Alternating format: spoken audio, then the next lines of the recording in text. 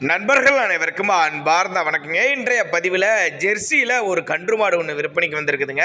மாடு வந்து 2ஆம் மீத்து மாடு தாங்க. பல் வந்து அரைக்கடன்னு சொல்லியிருக்காங்க. இந்த மாட்டை பொறுத்தவரையிலையும் 2 வேளை நீங்கள் கறவையை கறந்து பார்த்தே ஓட்டிகிட்டு போய்க்கலாம் அப்படின்னு தாங்க நம்மளோட விற்பனையால் தெரிஞ்சுட்டு, அப்படி காலையில் ஒரு 9 லிட்டரும் சாயங்காலம் ஒரு 8 லிட்டரும் நீங்கள் கறவையை கறந்து பார்த்தே எடுத்துக்கலாம் அப்படின்னு தாங்க நம்மளோட விற்பனையில் தெரிஞ்சுக்கடி.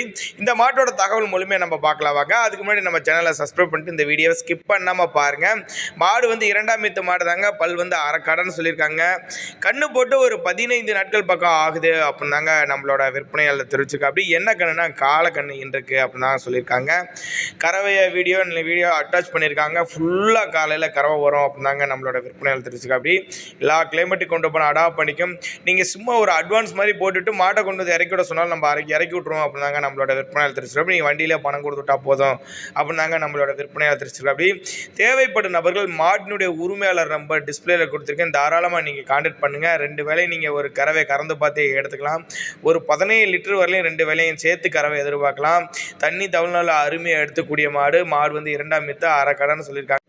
இளங்கறவை மாடு தான், அதனால் ஃபுல்லாக கறவை எதிர்பார்க்கலாங்க. தேவைப்படும் நபர்கள் தாராளமாக அவரோட கான்டாக்ட் நம்பரை கான்டாக்ட் பண்ணுங்கள்.